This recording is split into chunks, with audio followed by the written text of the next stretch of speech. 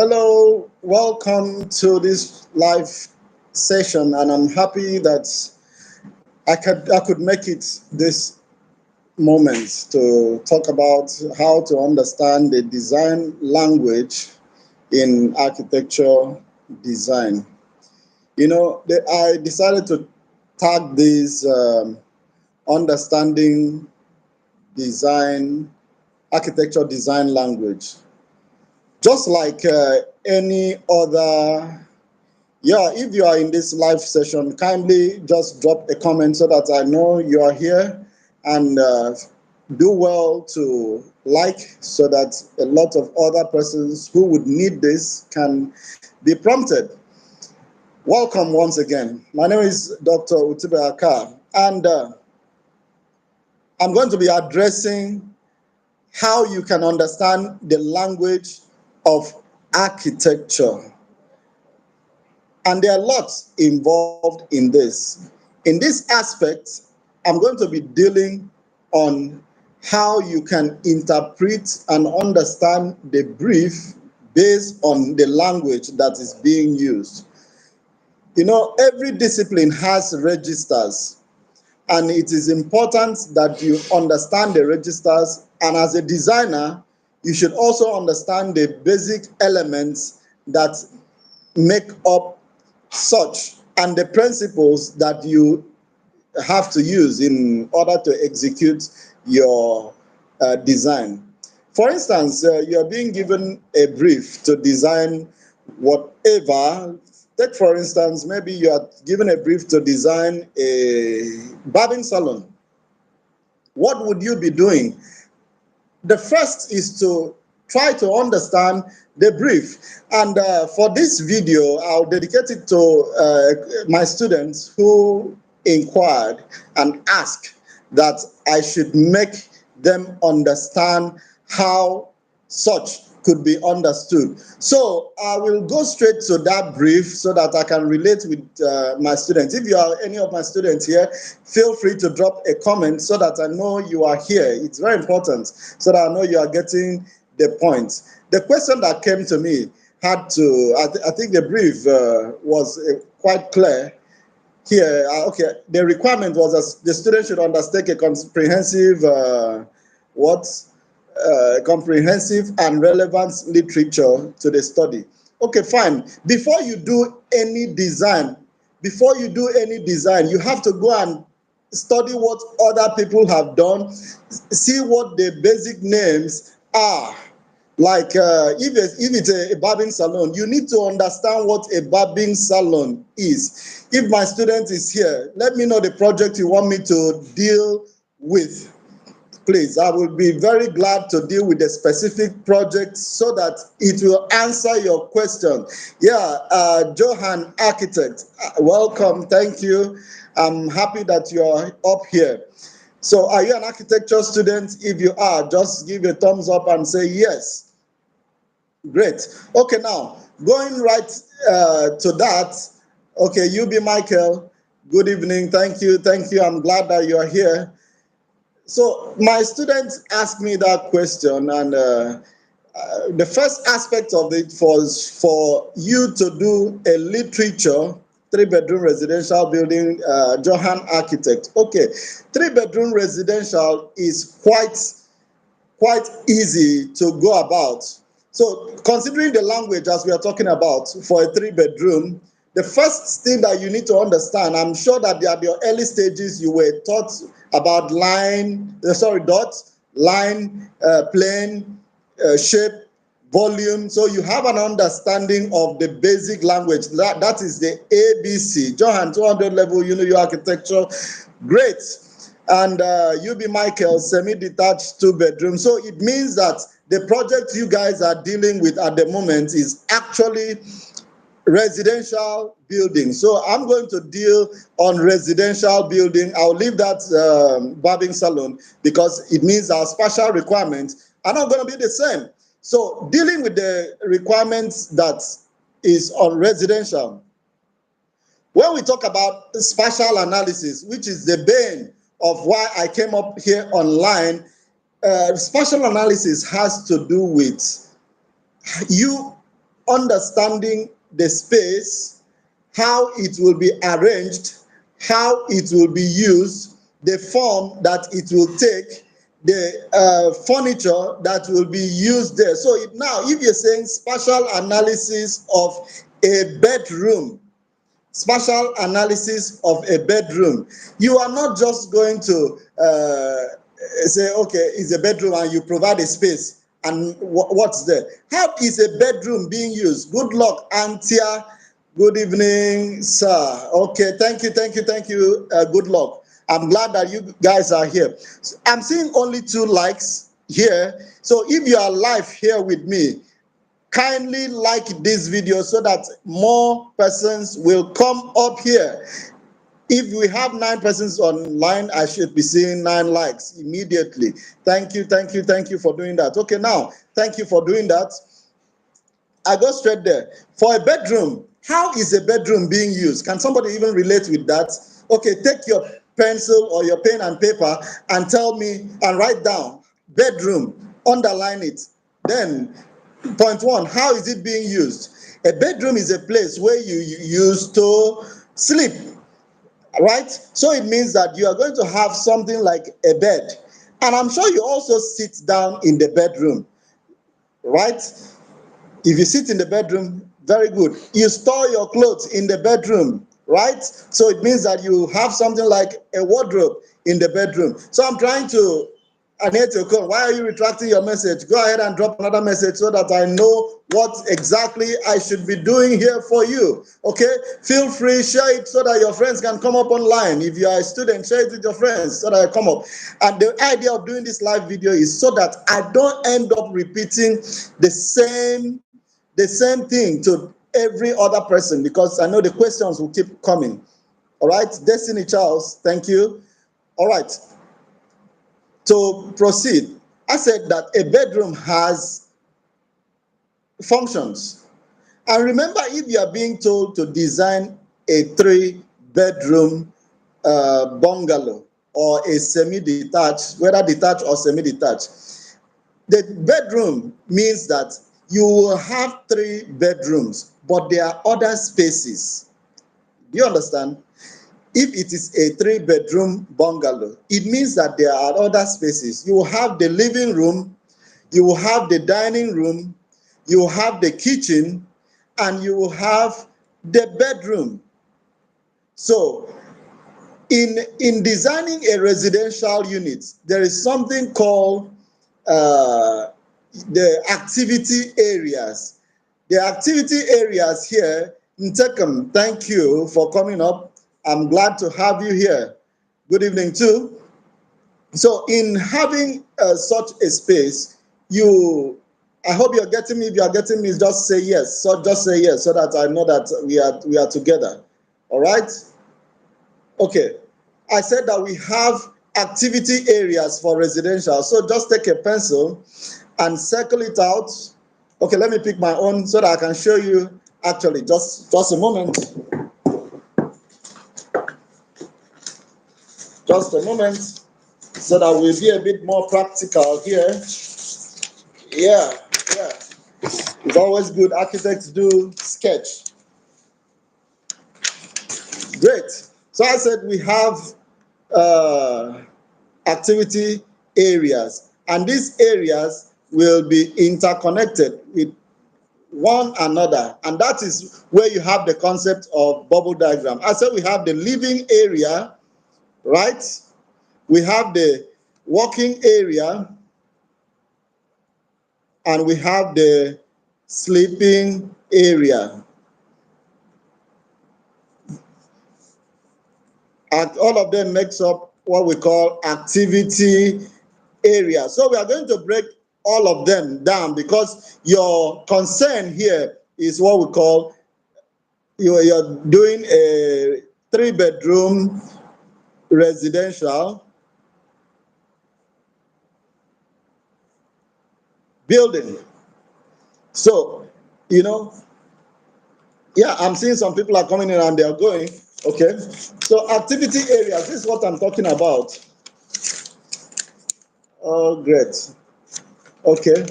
I know it's because I'm using my front screen. This is what you'll be seeing. Okay, you can see this. You have the living, which is down, the sleeping, and the working areas, right? Have you gotten that? Great. So good luck has gotten me. Antia Okon has also gotten me. I hope others are also there. If you are getting me, great. So in the living areas, what and what do we have? Drop your comment here. For your living area, which spaces do you think that you have in your living area? If you are not dropping, let me tell you that we have your, you can call it sitting room, living room, in any name you want to call it. Living room, sitting room, it's the same thing. Some people call it parlor, it's the same thing. Others call it what? Lounge is the same thing, you know, like men lounge or family lounge. But whichever you're calling it, that is it. Living area, that is one space. The next you can have in a living area is your dining space or dining room, whichever one you are talking about. So look at what I'm doing here on my sheet of paper.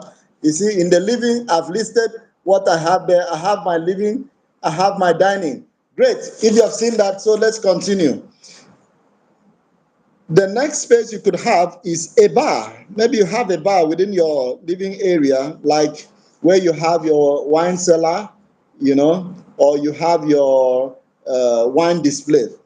Yes, you can have a bar within the living area. What next would you have? Good evening, good evening. Yamakan Hussein Etim. Thank you for coming up. Okay, great. I hope I am clear. If I'm clear, please just drop another yes. And if you have clear questions that you want me to clarify while I'm going ahead here, please drop your questions. All right, all of you who are just coming in now, go ahead and like this video so that the other of your colleagues will see it, okay? Okay, now I see that there is a need. It means I'm going to be doing this for you every night so that you get through with your great Thunderbolts, Ntekem. Great to have you. You guys are top notch, okay? I like people who are smart. All right. So we were talking about the spaces that we have in the living room. I hope you are listing them down. We have listed the first one, that's a living room or living room. We have the sitting room. It's still the same name. Okay. That's why I listed it in this long line. This is it here. You have the living room. You have the sitting. You have the parlor. You have the lounge. All of them are just the same. Idaresit, thank you, welcome. Good luck, you are on point. Great. So now we look at what else do we have? Remember, there is a space called anteroom, right? Anteroom. Idaresit, if you have not liked this video, go ahead and like it. Good luck, go ahead and like this video if you have not. And every other person who have not liked it, go ahead and do so. So we also have an anteroom. Anteroom is also within the living area. Okay, we have gotten like 4 that is within the living area. So this is going to help us to proceed to what we call our bubble diagram. Because if you don't understand the spaces and how they will relate, there is no way you can come up with your design effectively. I see people have spaces that are not related. You have an anteroom and it doesn't have a relationship with the living room. Okay, fine, let's proceed to the working area. Can somebody tell me where, which of the space can be within the working area? Nobody is saying something. Just type, I'm waiting for you. I will tell you if you don't tell me. Okay, fine.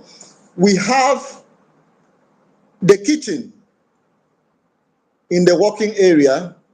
We have the store, which is also linked to the kitchen. We have the pantry. We have the laundry and ironing.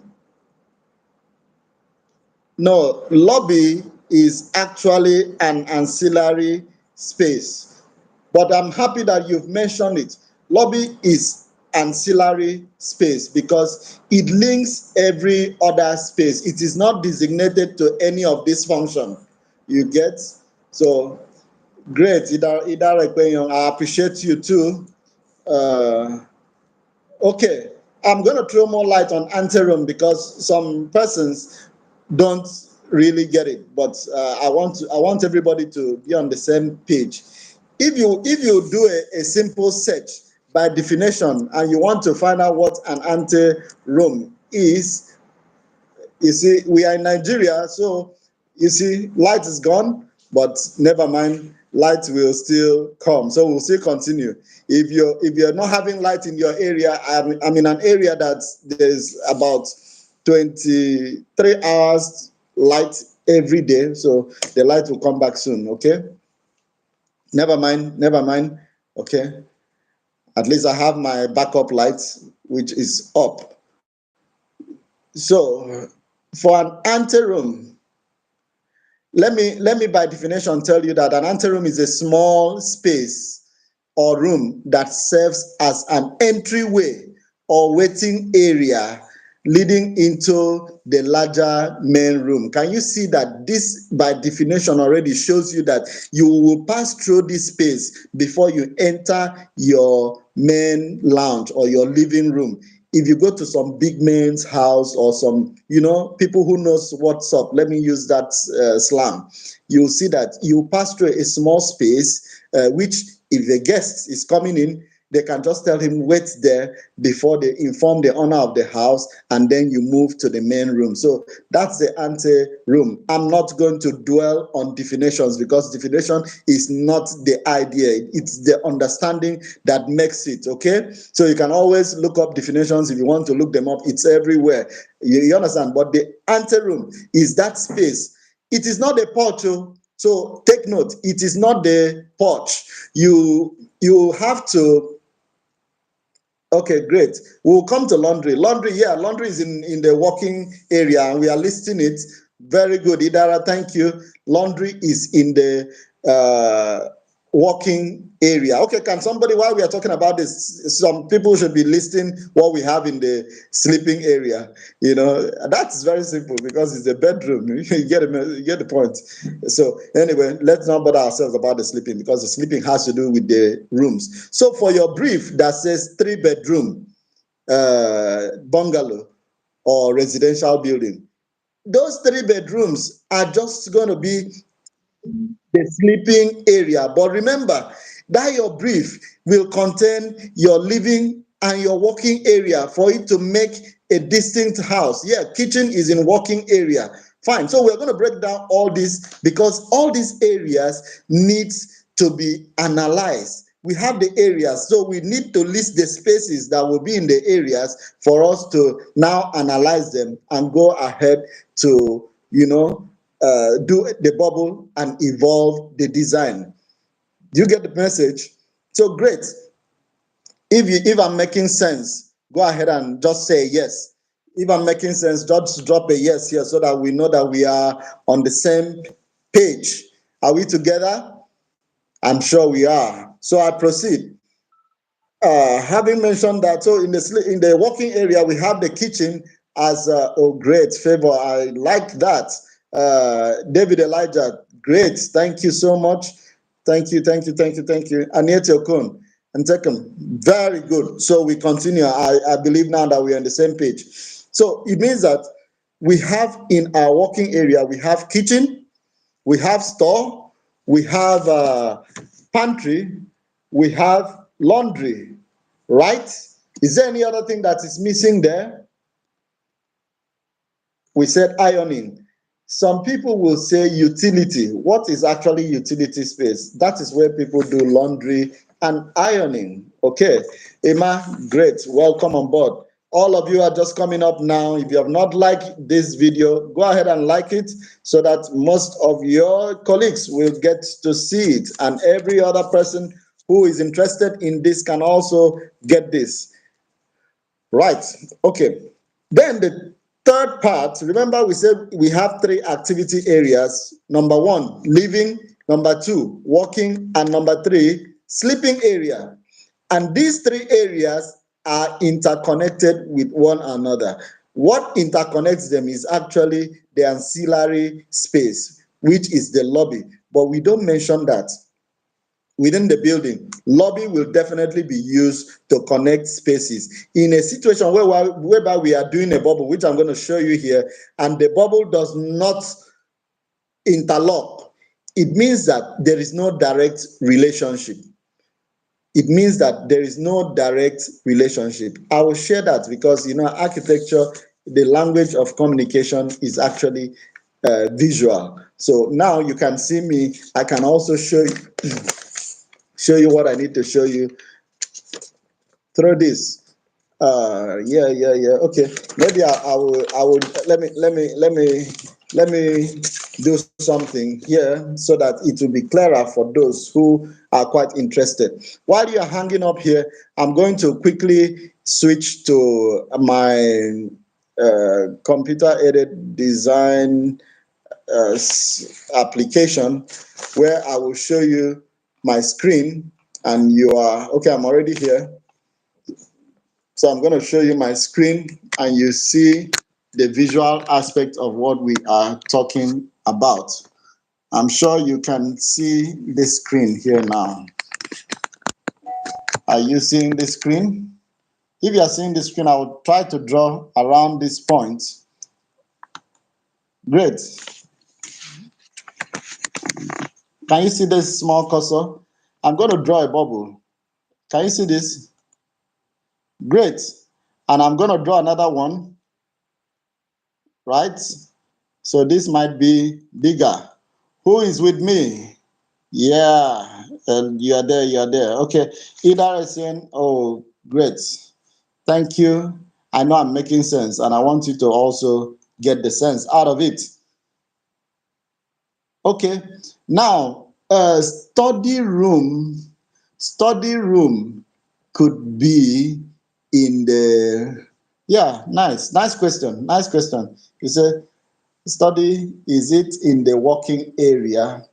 It depends on the kind of study, but in some cases, it depends on now the choice of the clients. It could be in the working, it could be in the living, but it is ideal for it to be in the living because it's quite a bit of shared area, and even though it's private, it's semi private. You understand? So we should leave it within our living area, not working area. Okay? It should never be in the sleeping area. If it is in the sleeping area, then you're going to cause some kind of insomnia for the person. Okay. Thank you. Good luck. Good luck. Okay, now you see the screen. So let me go ahead and do something here. Now, you remember that I talked about the three areas. So I'm going to write this here. This is sleeping.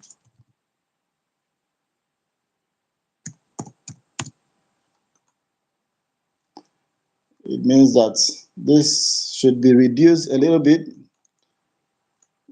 so that it will fit into the space. And this is walking, right? It's clear, right? Good. So this changed to what? Walking area. And the first one, which I said is going to be down, is going to be what? Is going to be our living area. So this is clearly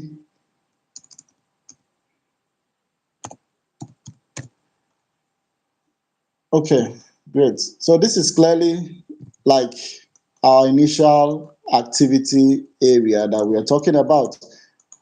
So activity area, that's what I'm going to call this. Activity areas.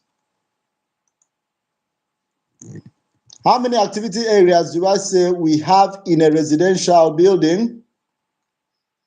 I say we have three main activity areas. In fact, by rule of thumb, that is what it is. And they are living areas, working areas, and the sleeping areas. So now, what we have listed these things already. We said that in the living area, we've listed all those things that we have. So I'm not going to repeat them because I'm not going to bother you on this. But we have listed this. So I now say that there is a relationship between these spaces. For instance, everything that is in the living area may have a strong relationship. And how do you determine the relationship? It is by the interaction between the spaces. How do space interact? Space interacts if you put a wall and close up a space and there is no access from one space to the other one, it means that there is no interaction at all. But if you have a space and it is open to another space within that same enclosure, for instance, having your living room, let me snap up so that you can see my face. All right. Okay, we get back here. Okay. Are we here? Three activity areas. Perfect. That's great. That's great. Auntie Anietokon, you are on point. In fact, if I were to be assessing this, I would say that you are my very, very smart student. That's a good recap. All right. So I said now, if you are looking at a space like a living room and dining that is within the same space, what kind of relationship would we be saying that that space has?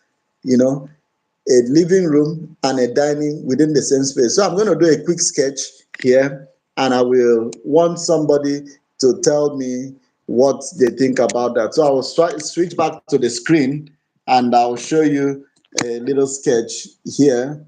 I'm going to go back to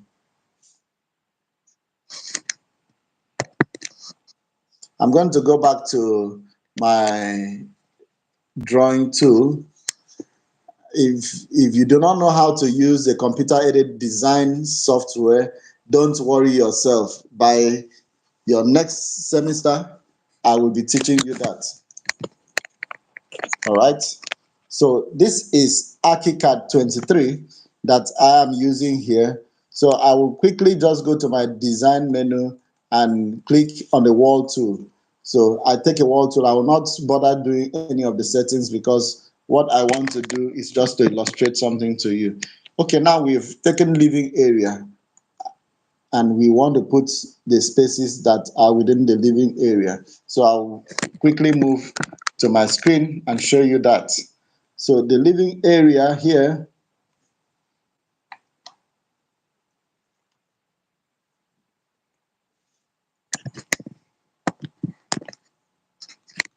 hold on.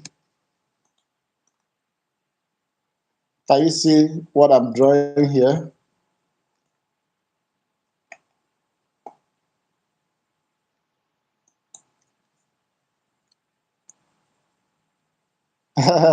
Great. Favor you. Yeah, it's a wonderful news. It's a wonderful news. Okay. Knowledge is free. All right.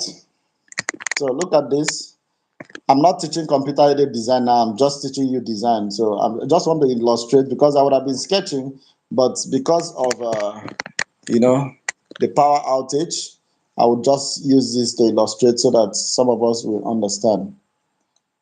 Now, if I am to close up the space like this, and you have an enclosure rectangle like this, okay. So what kind of this is this? Okay, this is a core.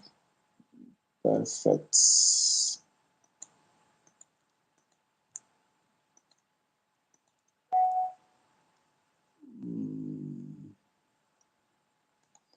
Okay, so I put a door here, like you're coming from a space to enter this, and another door out of this space. Now we are not talking about activity areas. We are now talking about living room alone. Remember that when you are designing, when you finish doing your analysis, you will have an idea of what the sizes should be. And how will you know the size? You only know the size of a space based on what should be inside the space. In previous sessions, I have tried to explain to my students how you determine sizes of space. Now, we have agreed that our living area consists of living room, dining room, what else? Bar, anteroom, right? Okay, great. So let us say we are going to bubble that first and foremost before we build it up. If we are bubbling that, this is what will happen. We start from anteroom, right? Are you seeing that bubble? Then from anteroom, we have another bigger space that is like the living room, and there is an interaction between the anteroom and the living room, right? That is why you're seeing that interlocking space. Then within the living room, there is another interaction, very huge interaction with the dining, right? Then you can move from the anteroom to the lobby, right? So if you can move from anteroom to the lobby, that's what you are seeing already that I'm trying to show you. But you see, there is a small interaction between the anteroom and the lobby, as well as the kitchen, sorry, and as well as the dining and the lobby. But there is no interaction between the living room and the lobby. Now let me name the spaces so that you understand what I'm saying, because this is somehow sounding like rocket science. Some people are leaving this live video and I don't know why they're leaving, whether they understand what I'm saying or they don't understand, but they will find it useful very soon. For those of you who are up here, you are going to benefit, because what I'm going to do here, you may not see me physically to be able to give you that information. Ante room, right? That's what we talked about as our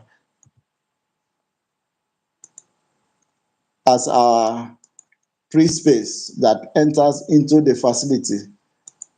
Anteroom. Okay, I need to enlarge this a little bit so that you can see it. I hope you're seeing it for those of us who are available here. Great, great, great. So now you have anteroom, and the next one is living room. I will show you what I mean by having strong interaction shortly. Do you see this area that is interconnected with the living room? If you've seen this area that is interconnected with the living room, that shows the interaction. This is anteroom, this is living room. It means that there's a strong relationship. You will pass through there to enter the living room. You can also pass through there to enter a lobby. Are you seeing the relationship? But you cannot pass through the living room to this other space here. Why? Because this wall, there's no interconnection. But you have a very strong relationship between the living room and this other space, which is likely to be your dining. It means that it is almost within the space because it is eating deep into the dining. So in this case, it means that, let me show you with my hand. In this case, it means that this other space, which is likely the dining, is actually open to this space. Clear? Okay, let's name it.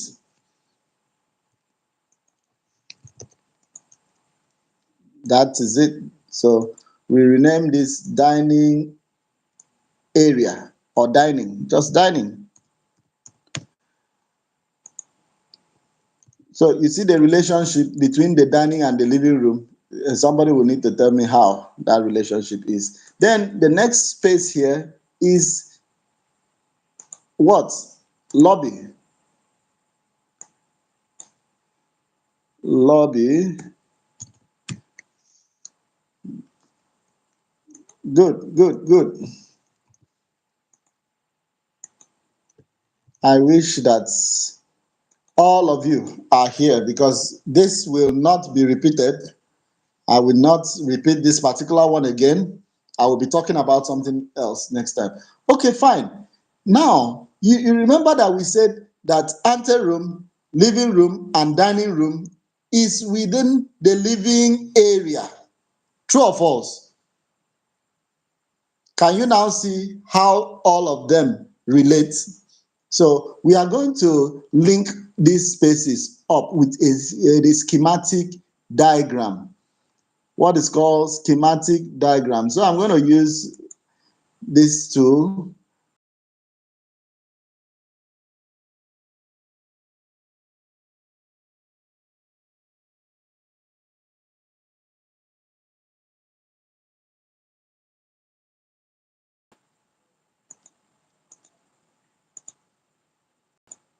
If you are in this, how to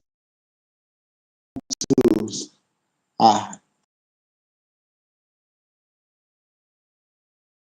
because very soon the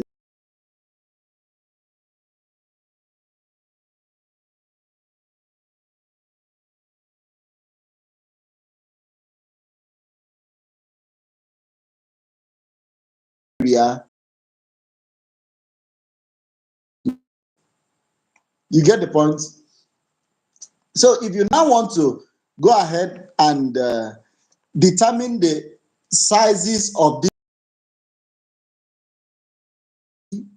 educate every student to understand that architecture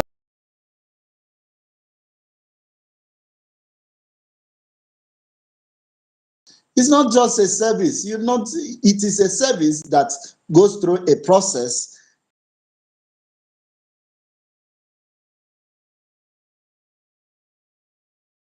The now going through the process. Do you understand? And this process is iterative.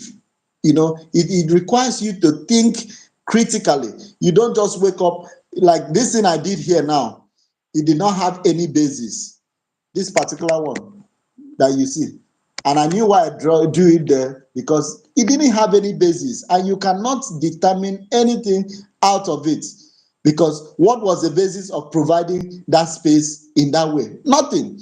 But now we will now come to a space which is now delving deeply into what we call the spatial analysis. We have identified spaces. Remember that we have just done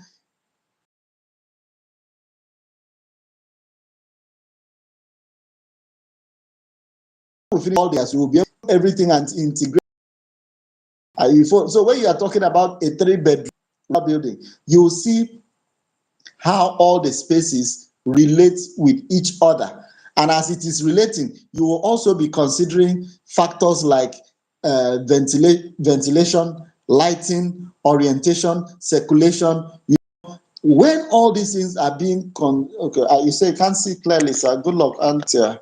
What you really want to see? Is it the naming of the spaces? Let me see how I can make you see it clearly. Sorry about this. I really want you to see clearly.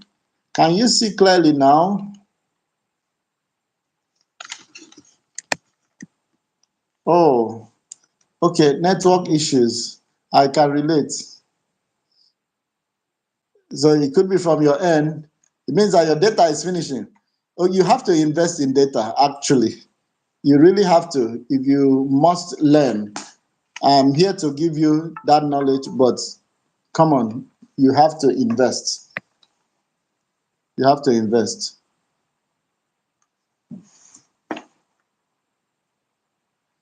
Why is this thing dancing. Okay, can you see clearly now? Oh gosh. Sorry about your network. Sorry about your network. So sorry about your network. Okay. Okay, while I continue, for those who can see. Great, great.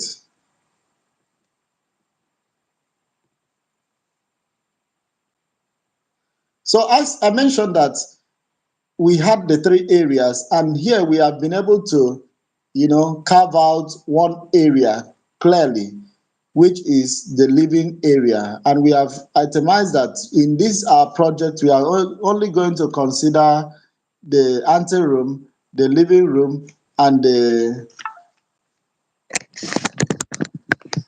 oh, great.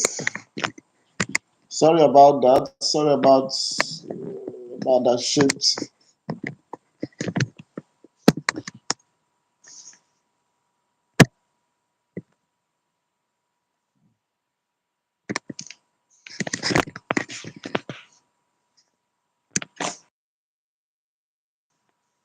Hold on. I'm trying to fix up something here for our own good. Great. So,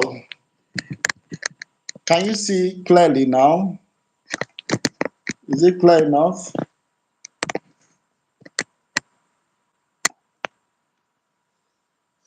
Okay, Anietiokun, let me echo what you're saying here. The relationship between living room and anteroom is open plan or semi-open plan, and that's why the bubble diagram is drawn that way. Am I right, sir? You are not totally right, but it means that you move through a door to enter that space. This small interaction means that there is connectivity and you pass through a door to enter this space. So it means it has a three-quarter relationship. We will come to something called relationship metrics, which I have not heard a lot of people talk about it in recent times. Without understanding what a relationship metrics is, you will not be able to conclude your design. So in terms of relationship, when you have this interaction, it shows you that there is a connection. But how strong is the connection? Yes, once it interacts, rather interlocks, there is a relationship. It could be open plan, as you mentioned, but in this case, it is not open plan. Yeah, the living room and dining is actually open plan. That is why you saw that huge interaction, almost swallowing up the dining. In some cases, some people used to do bubble inside bubble, but it is not. You cannot have bubble inside bubble. Just consider when you put a detergent to make it bubble. Bubbles can overlap each other, but you will not see bubble inside another bubble. You get the point? But you can find bubble overlapping themselves. Okay? For those of us who are watching now, I want to wish you a very strong compliment of the season. And as you'll be enjoying your Christmas tomorrow, just know that I wish you all the best. And for those who will be traveling, I wish you safe journey to where you're going to. Okay, I continue. This interaction here and here is a three-quarter relationship. So let me show you a smart diagram that reflects that explanation clearly so that you don't mix this up if you find yourself uh, at any time to clarify this. Okay, this is what I'm referring to. Thank you, sir, and compliment of the season. Great. Okay, we are going to do our relationship metrics along this as we are going so that you understand relationship metrics, because bubble diagrams and relationship metrics are done at the same timing. And we cannot be talking about, that's why it's called design iteration. These are the things that the architect knocks his head thinking about, you know.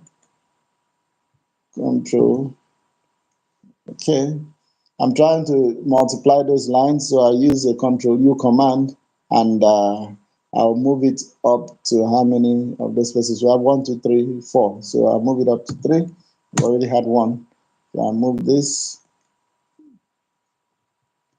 Control U. Okay, displacement. Okay, great.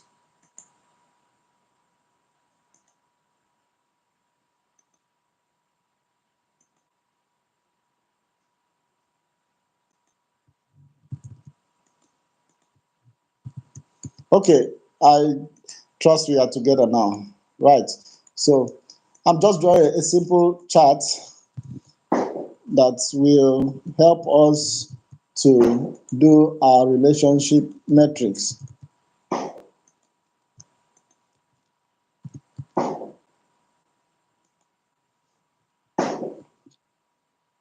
So,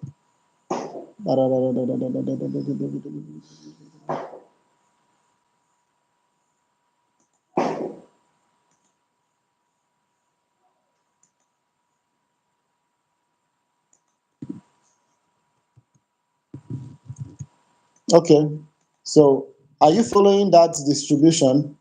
It's like a matrix, which it is truly a matrix. So we are just going to check the relationship between these spaces so that we can see and relate with it.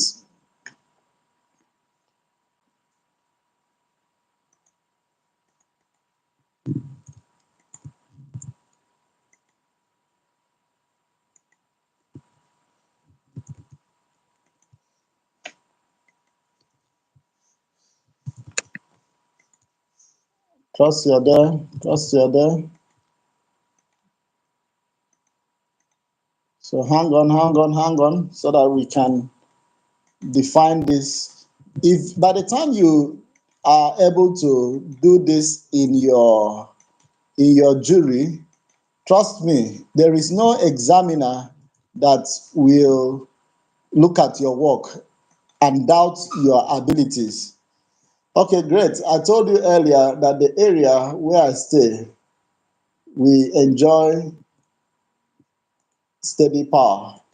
So the light is back, and I'll be, after this, I will turn back and show you a lot more so that we get the interaction. Okay? Never mind, I will also teach you guys how to use software so that even at the comfort of your home, even at the comfort of your home, you will be able to design and solve these problems easily. So if we are going to check relationship for these 4 spaces that we have here, we are going to list the 4 spaces at the top and at the sidebar. Okay? So this is what we have. This is going to be a null space.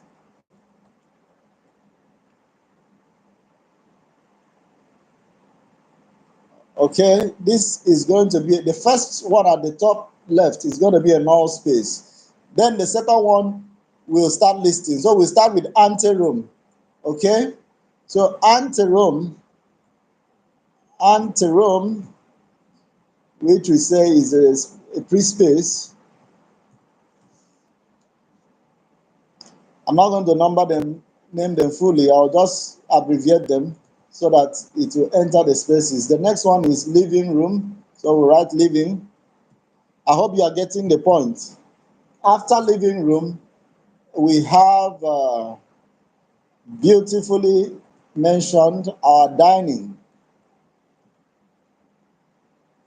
And what do we do in the dining space? Can somebody tell me clearly what we do in the dining space? You know, in some homes, we don't have dining. And in some homes, we have dining. But as a student, some of you might not have dining space in the room that you are living now. But for the one you are going to design for, please don't fail to put a dining. And the next one, the last one here is the lobby. Okay, the same spaces that you have at the top is what you are going to take to the side.